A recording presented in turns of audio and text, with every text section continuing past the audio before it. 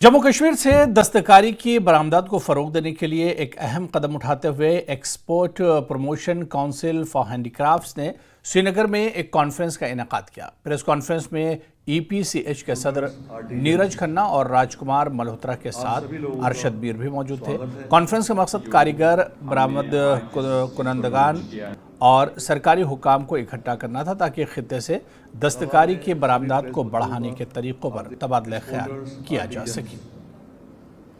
आप सभी लोगों का स्वागत है।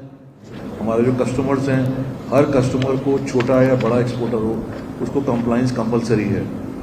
तो कंप्लाइंस आने से, कंप्लाइंस करने से जो बिजनेस की ग्रोथ होती है, वो हम लोग चाहते हैं कि यहाँ के एक्सपोर्टर्स को एक जानकारी दें। आपका प्रोडक्ट बन गया है, अब उसको कैसे बेचना है, उसकी मार्केटिंग कैसे करनी है, उसको बायर आपसे क्यों आके ले, उसके लिए हम सेकंड पार्ट में आपसे डिस्कस करने जा रहे हैं।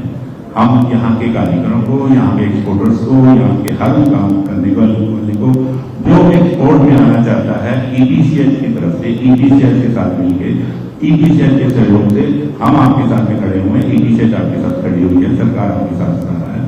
आप सिर्फ बताएं आपको किस चीज की किस वक्त पे क्या जरूरत है।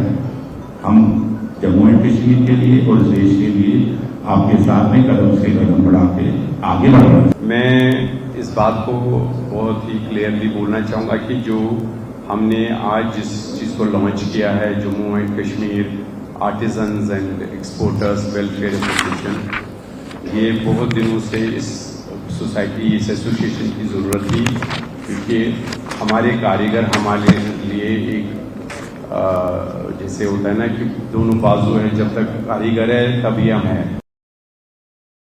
और यहाँ पर रुकेंगे फिलहाल।